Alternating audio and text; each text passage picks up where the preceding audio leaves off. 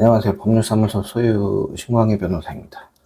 이번에는 통매음, 통신매체 이용 음란 고기 행위에서 무혐의 받은, 이게 시행된 지 얼마 안 됐을 때였을 거예요. 왜냐면 대법원 판례가 보통 어떤 법이 시행되고 나면은 대법원 판례가 나오는 게 한 3, 4년? 뭐 이 정도 걸릴 겁니다. 그런데 그런 판례가 아직 나오기 전에 이거는 무혐의 받을 수 있겠다. 단순히 어떤 기소유예나 이런 쪽으로 갈 게 아니라 그렇게 해볼 수 있겠다 해가지고서는 했던 겁니다. 그래서 실제로 그렇게 나왔어요. 아마 이때가 제가 자영업을 시작하기 전이었을 거예요. 아마 제가 다른 직업하고 있었을 때였을 거예요. 그때 이제 같이 지금 사무실 쓰시는 변호사님이 수임한 거를 제가 페이퍼워크를 아마 1시간 동안 지하철에서 생각해 본 다음에 이제 한번 해보고, 그 다음에 1시간 동안 쓰고, 이렇게 해서 2시간 써가지고 일을 했는데 어떻게 잘 풀린 케이스였죠. 그래서 보통 통매음은 이렇게 변호사 통해서 합의를 하거나 아니면은 뭐 어리다, 초범이다 이런 이유로 기소유예를 시도해야 되는데, 이제 변호사 상담받아서 이렇게 무혐의를 시도해 볼 만한 건지 아니면은 선처를 구해야 될 사안일지 이렇게 판단해 보시면 됩니다. 좀 아무래도 통매음이다 보니까 욕설이 있어서 삐 처리도 애매하고 나중에 보면 나오긴 할 거예요. 사실관계를 보면은 피의자, 그러니까 의뢰인이 결혼정보업체로부터 자꾸 전화가 걸려와서 짜증나서 보이스피싱이냐? 띵띵띵 줄까?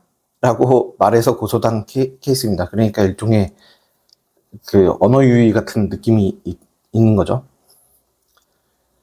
이거랑 비슷하게 이제 음란물 유포죄라는 것도 이제 정보통신망법 위반으로 있는데, 뭔가 이런 거랑 비슷한 내용이었어요. 비슷한 내용이었는데 이것도 통매음으로 고소되었다가 음란물 유포죄로 이제 수사하려고 막 그랬는데, 아니다, 이거를 무슨 음란한 표현으로 보냐. 원래 욕설들이 다 음란한 표현이 다 포함되어 있는데, 우리나라 말이, 외국말도 아마 그렇겠죠? 근데 이거를 더 센 규정으로 처벌하면은 이거는 국가 형벌권이 너무 남용되는 거다, 이렇게 해서 또 죄명 변경해서 그냥 무욕죄로만 된 케이스도 있거든요. 이거는 이미 다 얘기해 버렸는데 2편에서 나중에 또 얘기할게요. 그 외에도 사이버 성폭력류 선임한 케이스가 좀 있을 겁니다. 근데 2편에서 그건 할게요. 너무 길어질 것 같으니까. 제가 하도 사람들이 저보고 말을 너무 못한다 그래가지고 그냥 제가 쓴 서면을 보여줄 겁니다. 오늘은. 그게 남아있어요. 되게 신기하게. 원본은 안 남아있고 뭐 지운 게 남아있어요. 어쨌든 간에 일단 무조건 조문부터 먼저 봐야죠. 그래서 이게 성폭력 처벌법이었나? 이 법 이름이 생각이 안 나네. 하여튼 13조를 보면은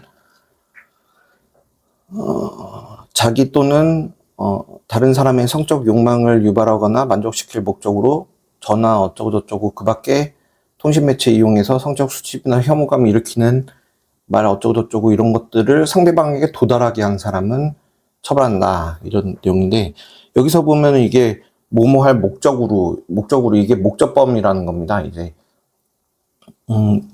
제가 늘 이런 거 할 때 재형법정주의 말씀드리는데,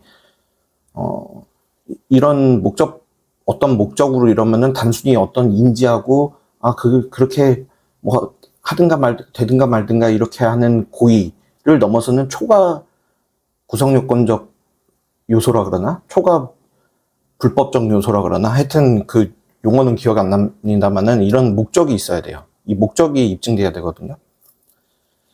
그러니까 이 사례를 제가 접했을 때에는 대법원 판례가 안 나왔었는데, 그 이후에 대법원 판례에서 이렇게 가이드가 나오긴 했습니다. 이거를 어떻게 해석해야 될지. 그래서 2018도 9775 자기 또는 다른 사람의 성적 욕망을 유발하거나 만족시킬 목적이 있는지는 피고인과 피해자의 관계, 행위 동기와 경위, 행위 수단과 방법, 내용과 행위 내용 태양, 상대방 성격, 범위 등 여러 사정을 종합하여 사회의 통념에 비춰 합리적으로 판단해야 된다. 그러니까 이 말이 애매하죠. 근데 이런 가이드라도 있었어야 되는데 가이드가 없었어요. 그냥 가이드가 없었어가지고 제가 그때 당시에 있었던 그런 목적범에 관한 판시를 뭐 아무거나 그냥 끌어왔습니다. 아무거나 뭔가 좀 세부적으로 이렇게 다뤘던 그 판시를 끌어와서 유추 적용했습니다. 그래서 제가 쓴 변호인 의견서를 보면은 첫 번째 페이지에 보이스피싱 아니냐? 어쩌고저쩌고 할까? 뭐 등등의 욕설 퍼부었고 그럼에도 또 전화가 걸려왔다 뭐 이런 내용 있죠. 사건 경위 다항에. 그런 다음에 이제 피의자의 의도를 얘기하겠다 이러면서 다음 장으로 또 넘어가면은 단순히 성적 수치심 등을 일으키는 말 등으로 부족하고 초과 주관적 위법 요소가 있어야 됩니다. 이런 그 목적이 있어야 된다는 거죠. 이게 단어가 이거였네요. 네, 기억이 안 나가지고. 근데 요 적용법조가 한 대법 판시 같은 게 없기 때문에 다른 적용법조에서의 목적범 판시를 끌어오겠습니다. 하면서 뭐 이거는 뭐 하여튼간에 이거를 검사가 증명해야 된다 뭐 이런 얘기도 있고 결국에는 여기서 빼내오게 하면 행위를 하게 된 경위 요거일 겁니다. 요거 경위에 비춰서 목적이 있었다고 보기에 부족하다. 그 다음 장에서 그런 내용 있죠. 그냥 제가 쓴 거 그냥 멈춰서 보시든지 어차피 말로 하는 거 힘드니까 제가 그래서 이 사건 피의자의 발언과 관련해 그 경위를 살펴보건대 세 번째 쪽에 피의자가 피해자 측에 전화를 건 적도 없고 오히려 피해자가 자꾸 전화 걸어서 짜증나게 했다는 거죠. 거기에 대한 방어로서 좀 과한 표현이 있기는 하지만은 이걸 가지고서는 어쨌든 이런 정황으로 봤을 때 화가 나서 표현한 거고 뭐 이런 거니까 이런 어떤 자기나 딴 사람의 성적 욕망을 유발하거나 만족시키려는 목적이 있는 건 아니라는 거죠. 수사 기록은 저희가 열람하고선 이랬었나 봐요. 그래서 실제로 구체적으로 전화 끊었어요. 근데 계속 전화 왔어요. 그래서 통발놈 하면서 끊어버렸어요. 욕설 잘 생각도 안 나요. 제가 처음부터 그런 말을 하겠어요. 또라이도 아니고 이런 말이 있죠. 그런 말을 했던 겁니다. 이거는 변호사 조력 없이 진술하고 난 뒤에 저희가 선임된 케이스였거든요. 그래서 이런 목적이 아니다. 그 주관적 의도를 그냥 열받아서 자꾸 전화 걸지 말게 하려고서는 세게 표현한 거다. 뭐 요런 의도를 그렇게 파악해야 된다는 거죠. 벌써 9분이나 됐네. 하여튼 읽어보시는 걸로 저 말 잘 못하니까 읽어보시는 걸로 하고. 그래서 이 사건이 일어나게 된 배경이나 이런 걸로 통해서 보더라도 좀 그렇고 이 피해자라는 사람은 오히려 막 자기가 열받게 해놓고서는 이 적용법조를 악용하려고 그러는 걸로 보인다 이런 말도 써 있는 거죠. 그래서 불기소해 주세요 이렇게 요청했더니 이제 실제로 불기소 이유통지 이렇게 해서 이거 나중에 열람한 겁니다. 2021년도에 열람한 거죠. 불기소 받았다 이런 거 했는데 우리 뭐라고 써놨는지나 나중에 봐보자 하던 그선 나중에 열람한 거예요. 그래서 피의자는 증거 불충분하여 혐의 없다. 여기 피의 사실 내용 고소인에게 이해에 걸쳐서 땡땡땡땡 취지로 말하. 이것도 삐처리해야 되는지 모르겠어요. 제가 학고 유튜버라서 이런 것들도 문제되는지 어쩐지 모르겠네요. 어쨌든 간에 고소인이 먼저 영업 차원에서 피의자한테 전화 걸어서 통화가 이루어지게 됐고, 그리고 보이스피싱 아니냐 취지로 말한 사실이 있는 점 등에 비춰볼 때 피의자 주장에 수긍되는 면이 있고, 달리 그 목적성이 있다고 인정될 만한 뚜렷할 자료가 없다. 증거 불충분하다. 이렇게 한 케이스입니다.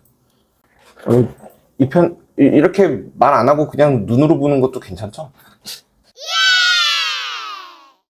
하여튼 마무리를 안 했어서 마무리 대충 이거 하자면은 이게 2016년도경에 하여튼 간에 그때 당시에 검찰 공무원 분이 되게 잘 썼다 뭐 이런 말을 하더랍니다. 뭐 그러면서 이제 불기소 때릴 생각을 하고 있었겠죠.